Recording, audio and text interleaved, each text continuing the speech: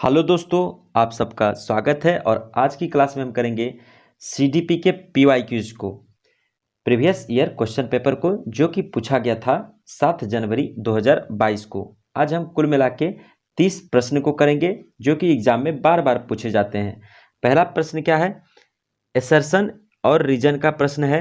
Assertion क्या कह रहा है? असर्शन का मतलब होता है अभिकथन। अभिकथन क्या है कि एक बच्चा 11 महीने में चलना सीखता है, जबकि दूसरा 15 महीने में चलना सीखता है। आप जब अपने समाज में देखोगे तो ऐसा आप पाओगे कि कोई बच्चे क्या है 11 महीने में चलना सीखता है, कोई 10 में, तो कोई 15 में, कोई 8 महीना में, 10 महीना में, इस तरह से अलग अलग महीनों में बच्चा चलना सीखता है। तो असर्शन क्या है? बिल्कुल सही है। रीजन क्या दे रहा है कि व्यक्तियों में विकास भिन्न भिन्न दरों पर होता है। देखिए, कोई चलना सीख रहा है तो उसका एक विकास ही तो हो रहा है ना। तो व्यक्तियों में विकास क्या होता है? भिन्न भिन्न दरों पर होता है। रीजन क्या हो गया? बिल्कुल सही हो गया। तो असर्शन भी सही है और रीजन भी सही है। और रीजन क्या है? असर्शन का करेक्ट एक्सप्लेनेशन है, यानी कि सही व्याख्या करता है। ए और आर दोनों सही है और आर सही व्याख्या करता है ए की। आंसर ए हो जाएगा। विकास निम्न में से किस पर निर्भर है? डेवलपमेंट जो है किस पर निर्भर है? तो आनुवांशिक बनावट पे, बिल्कुल। जेनेटिक्स पे क्या है? निर्भर है। भौतिक वातावरण पे, बिल्कुल भौतिक वातावरण पे भी निर्भर है। और सामाजिक सांस्कृतिक कारक, देखिए कहीं का समाज और संस्कृति अच्छा है तो वहाँ के बच्चों का डेवलपमेंट भी अच्छा होगा। तो कुल मिला के इन तीनों चीज में विकास निर्भर करता है। तीनों कहाँ पे? ऑप्शन डी पे। देखिए क्या है, 1 2 3, तो यही हमारा आंसर हो जाएगा। क्वेश्चन नंबर 3 क्या कह रहा है कि किस अवस्था में प्रतीकात्मक खेल बढ़ता है? प्रतीकात्मक खेल मतलब गुड्डा गुड्डी का खेल नहीं खेलता है, देखते हैं क्या करता है कि एक गुड्डा बना लेगा, एक गुड्डी बना लेगा, दोनों का शादी करवा देगा। तो क्या हो गया? प्रतीकात्मक खेल ही वहां पे खेल रहा है, क्योंकि वहां वास्तविकता में शादी तो नहीं हो रही है। तथा संज्ञानात्मक विकास को समर्थन देता है। कौन सी अवस्था है जिसमें कि क्या है? प्रतीकात्मक खेल बढ़ता है तथा संज्ञानात्मक विकास को समर्थन देता है। तो प्रारंभिक बाल अवस्था हो जाएगा। Answer B. देखिए, प्राथमिकता से जुड़ा हुआ सवाल एक आता ही है। फिर प्रश्न आ गया क्वेश्चन नंबर 4 में। क्या कह रहा है कि निम्न में से बच्चों के प्राथमिक समाजीकरण की संस्था कौन सी है? कौन सी संस्था है जो प्राथमिक समाजीकरण, जहां पे क्या होता है? बच्चों का सबसे पहले समाजीकरण होता है।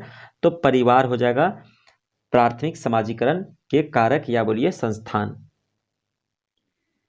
एक 5 वर्ष की बच्ची यह तर्क करने में विफल रहती है, कोई तर्क है जिसको करने में वो सफल नहीं रहता, विफल रहती है, कि जब पानी को एक लंबे और संकीर्ण गिलास से, लंबे मतलब बहुत लंबा और संकीर्ण मतलब पतला सा, से एक चौड़े बर्तन में स्थानांतरित किया जाता है तो पानी की मात्रा समान रहती है। इस बात को वो समझ नहीं पा रही कि मान लीजिए कि हम एक लंबा गिलास ले लिए जो कि बहुत पतला है, और जितना पानी उसमें अटा है उसको हम किसी चौड़े बर्तन में धर दिए, तो पानी का मात्रा तो समान ही रहेगा ना। लेकिन उसको समझने में ये विफल रहती है। तो पियाजे के अनुसार इसका क्या कारण है? वह प्रतिवर्ती सोच नहीं रखती है। वो इसलिए विफल रहती है क्योंकि वो प्रतिवर्ती सोच नहीं रखती है। लेव वाइगोस्की के सिद्धांत के अनुसार हमारी संज्ञानात्मक संरचनाओं की बनावट व हमारी संज्ञानात्मक प्रक्रियाओं में बदलाव, जो हमारा क्या है? संज्ञानात्मक संरचना है की बनावट और हमारी संज्ञानात्मक प्रक्रियाओं में बदलाव किसके द्वारा होता है? यह होता है सांस्कृतिक उपकरण के द्वारा। Option D.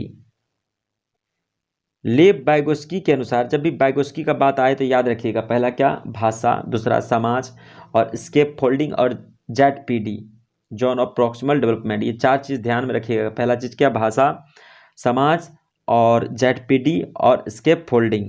तो वाइगोस्की के अनुसार इनमें से कौन सा कारक संज्ञानात्मक विकास में महत्वपूर्ण भूमिका निभाता है? भाषा। अभी मैंने कहा ना कि जब भी लेव वाइगोस्की आएगा तो क्या ध्यान में रखना है? भाषा और समाज और जेड और स्केप फोल्डिंग।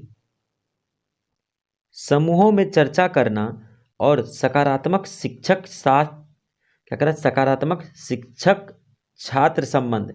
शिक्षक और छात्र का संबंध कैसा है? सकारात्मक है। और वहां पे क्या हो रहा है? समूहों में चर्चा करना किस कक्ष की विशेषता है?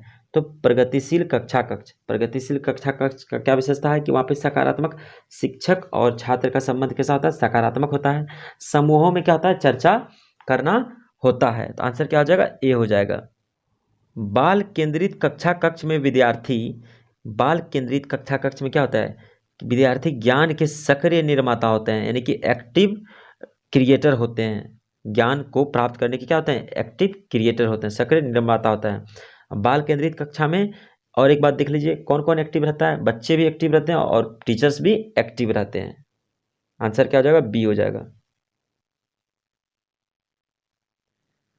कोहल वर्ग के किस चरण में व्यक्ति तर्क करते हैं कि सही कार्यवाही विवेक के स्वचुने हुए नैतिक सिद्धांतों द्वारा परिभाषित की जाती है।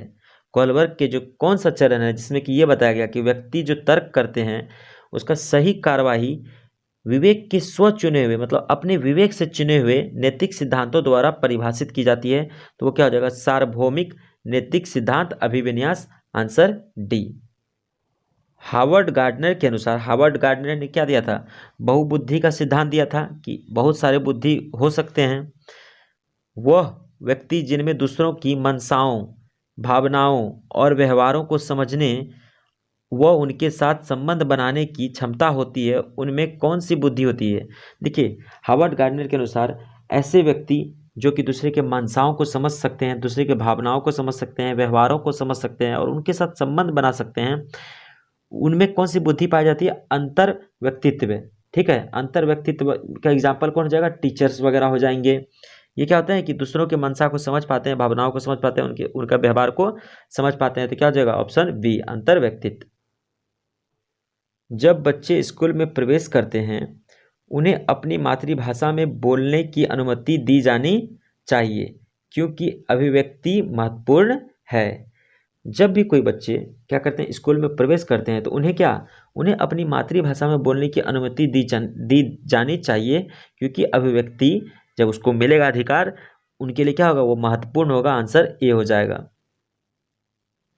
लड़कों को उपहार में खेलने के लिए अक्सर कार और यांत्रिक ब्लॉक क्या दिया जाता है, यांत्रिक ब्लॉक दिया जाता है, या तो क्या दिया जाता है, कार दिया जाता है, जबकि लड़कियों को गुड़ियां व चित्रकारी के संसाधन दिए जाते हैं।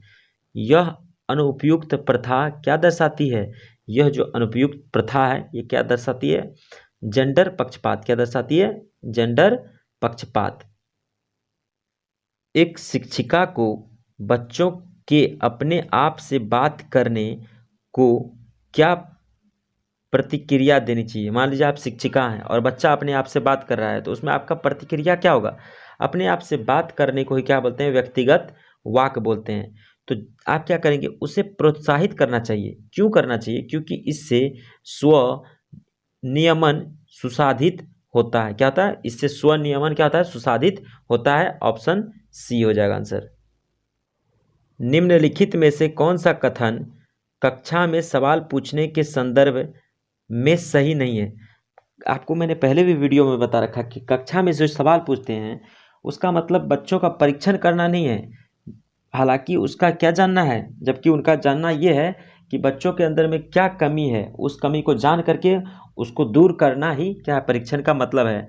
तो क्वेश्चन क्या है हमारा, कह कि कक्षा में सवाल पूछने के संदर्भ में सही नहीं है। तो पहला ऑप्शन देखिए, विद्यार्थी से प्रश्न के उत्तर पूछने का मुख्य उद्देश्य उनका परीक्षण करना है। ये क्या हो जाएगा, बिल्कुल गलत बात है, उनका परीक्षण करना नहीं है। और हमसे आंसर क्या पूछा है, नहीं ही पूछा है, तो यही हमारा आंसर हो जाएगा।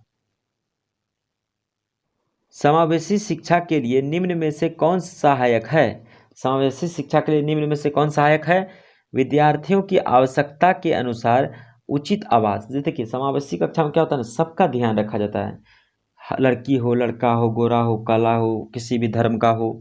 तो ऐसे कक्षा में क्या करेंगे, विद्यार्थी की आवश्यकता, विद्यार्थी की क्या आवश्यकता है के अनुसार उचित उसको आवास देना ही क्या हो जाएगा, समावेशी कक्षा कहलाएगा। और उस शिक्षा को क्या कहेंगे, समावेशी शिक्षा कहेंगे। तो आंसर क्या हो जाएगा, सी। निम्नलिखित में से कौन किसी व्यक्ति के हाथ से आंख के तालमेल, हाथ से आंख के तालमेल, संतुलन और शरीर यानी कि शारीरिक निपुणता की क्षमता को प्रभावित करता है। यहाँ पे गति वर्ड यूज हो रहा है कि हाथ से आंख के तालमेल का संतुलन शारीरिक निपुणता की दक्षता को प्रभावित करता है। ये क्या हो जाएगा? गति समन्वय विकल्प हो जाएगा, आंसर डी। उन विद्यार्थियों के सफल समावेशन के लिए जिन्हें दृष्टिबाधिता है, एक शिक्षिका को क्या करना चाहिए? मान लीजिए कि ऐसे विद्यार्थी है जिनको कि दृष्टिबाधिता है, जो देख नहीं पाता, तो उसके लिए उनके सफल शिक्षण के लिए क्या करना चाहिए? आसपास की चित्र रूपी सामग्री में मौखिक स्पष्टीकरण जोड़े। मान लीजिए आसपास चित्र है, वो देख ही नहीं पा रहा, तो उसमें क्या जोड़ देंगे? मौखिक स्पष्टीकरण जोड़ देंगे, ताकि वो सुन के क्या होगा? समझ पाएगा। जनजातीय समुदाय के विद्यार्थियों के सफल समावेशन के लिए, जनजातीय समुदाय के बारे में सब जानते हैं कि विद्यार्थियों के सफल समावेशन के लिए एक शिक्षिका को निम्न में से किससे बचना चाहिए? किससे बचना चाहिए? उन संप्रदायों को पढ़ाना जो उनके जीवन के लिए पूरी तरह क्या हो? पूरी तरह क्या है?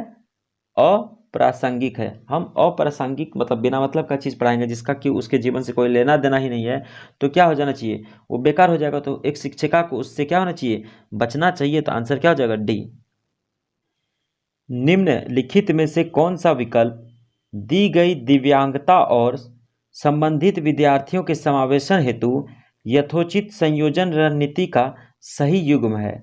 हमसे क्या कर रहा है कि दी गई जो विकल्प है इसमें दिव्यांगता और संबंधित विद्यार्थियों के समावेशन हेतु यथोचित संयोजन रणनीति का सही युग्म कौन सा हो जाएगा? स्वलीनता के बारे में देखिए क्या कह रहा है। स्वलीनता क्या होता है? जितना हो सके एक ही समय सारणी या दिनचर्या, इसी को क्या बोलते हैं? स्वलीनता बोलते हैं। तो आंसर क्या हो जाएगा? बी हो जाएगा।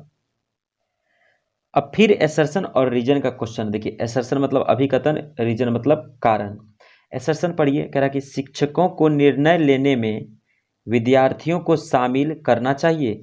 शिक्षक अगर कोई भी निर्णय ले रहा है तो उसमें विद्यार्थी को शामिल करना चाहिए। इससे क्या होगा कि विद्यार्थी भी अपना मन की बात वहाँ रख पाएगा। इससे क्या होगा कि डिसीजन अच्छा निकलेगा। और कक्षा में सक्रिय भागीदारी को प्रोत्साहित करना चाहिए। बिल्कुल सही बात है। अगर कोई एक्टिव पार्टिसिपेशन करना चाहता है उसे क्या करना चाहिए? मोटिवेट करना चाहिए, प्रोत्साहित करना चाहिए। रीजन देखिए, अधिगम जो है शिक्षक द्वारा विद्यार्थी को सीधे स्थानांतरित किया जाता है। ये क्या हो जाएगा? बिल्कुल गलत बात हो जाएगा। अधिगम जो है शिक्षक द्वारा विद्यार्थी को सीधे स्थानांतरित नहीं किया जाता है। तो एसर्शन सही है और रीजन गलत है। कौन से ऑप्शन में ये है? ऑप्शन सी को देखिए, इसमें बताया गया है कि ए सही है और आर गलत है। तो यही हमारा क्या हो जाएगा? आंसर हो जाएगा। विद्यार्थी निम्न में से किसे नए ज्ञान के निर्माण का आधार बनाते हैं? विद्यार्थी जो है निम्न में से किसे नए ज्ञान के निर्माण का आधार बनाते हैं? तो उनका जो आधार होता है वो क्या होता है? जो उनके द्वारा पहले से ही समझा और माना जाता है। जैसे अगर उसको पता है कि 2 जोड़ 2 4 होता है, तो पहले वो वहाँ सीखेगा, फिर जोड़ के बाद घटा सीखेगा। तो जो उनके द्वारा पहले से ही समझा और माना जाता है उसके आधार पर वो क्या करते हैं? नए ज्ञान का निर्माण करते हैं। तो आंसर क्या हो जाएगा? ए हो जाएगा। सीखने के सामाजिक संदर्भ के संबंध में निम्नलिखित में से कौन सा कथन सही नहीं है? जब हम सीखने के सामाजिक संदर्भ से संबंधित अगर बात करेंगे तो कौन सा कथन सही नहीं है? तो सीखने का सभी कार्य व्यक्ति द्वारा उनके दिमाग में किया जाता है। ये क्या हो जाएगा? गलत हो जाएगा, बिल्कुल गलत हो जाएगा। सीखने का सभी कार्य व्यक्ति द्वारा उनके दिमाग में किया जाता है, ये जरूरी नहीं है। ठीक है, तो हमसे पूछा है कि नहीं, तो ये जो गलत हुआ यही क्या हो जाएगा? सही आंसर हो जाएगा। नहीं बोले तो जो ऑप्शन रॉन्ग है वही उसका आंसर हो जाएगा।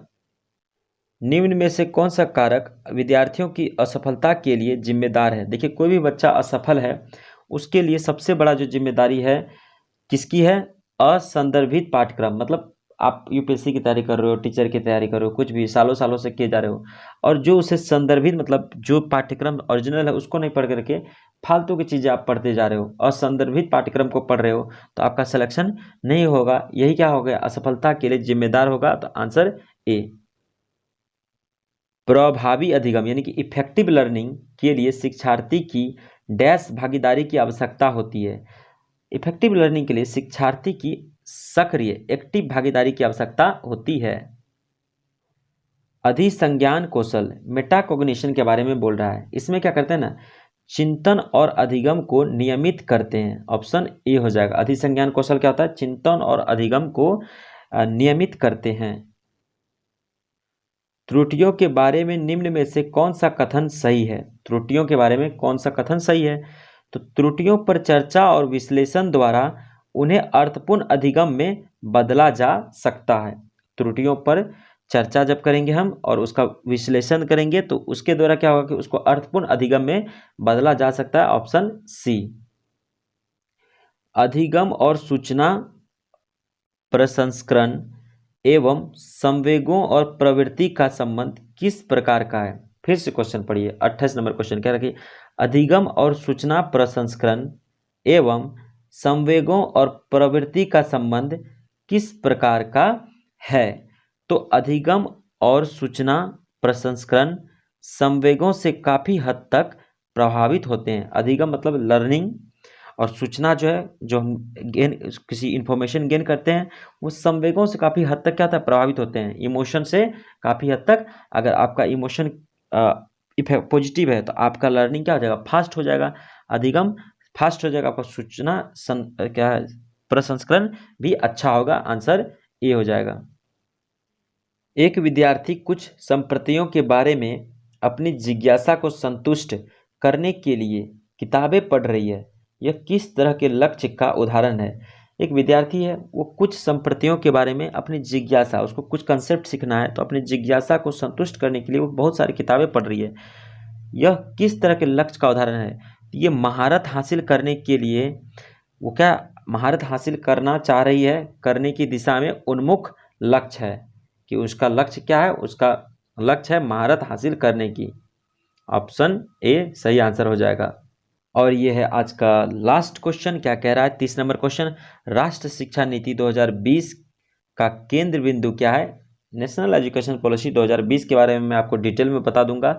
उससे क्या क्या प्रश्न पूछे जाते हैं। तो इसका मुख्य केंद्र बिंदु क्या है? बहुविषयकता और समग्र शिक्षा। बस बहुविषयकता मतलब बहुत सारे विषय को पढ़ाना, और समग्र शिक्षा मतलब सब कुछ को मिला करके, निचोड़ करके एक साथ पढ़ाना। तो आंसर क्या हो जाएगा? बी हो जाएगा। दोस्तों, अगर आपको कंटेंट पसंद आया, अगर आपको पढ़ाई अच्छा लग रहा है, तो वीडियो को लाइक कीजिए, चैनल को सब्सक्राइब कीजिए और ज़्यादा से ज़्यादा लोगों को शेयर कीजिए। और इसका आंसर की है यहाँ पे आप बुक से क्वेश्चन को प्रैक्टिस करने के बाद, वीडियो देखने के बाद आप प्रैक्टिस कीजिए।